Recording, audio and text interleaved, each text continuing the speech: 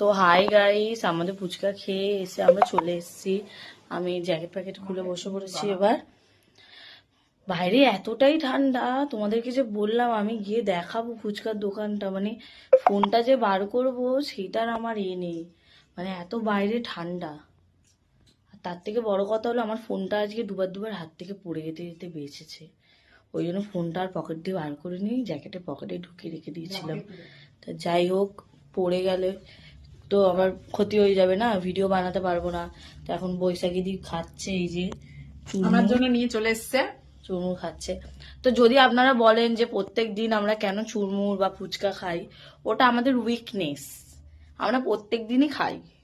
তো যদি আপনারা বলেন যে প্রত্যেক দিন একই একই খাবার খাচ্ছে ভিখারি, বাঙালিরা ভালো করে জানবে যে আমরা ভিখারি না, আমরা বড় লোক।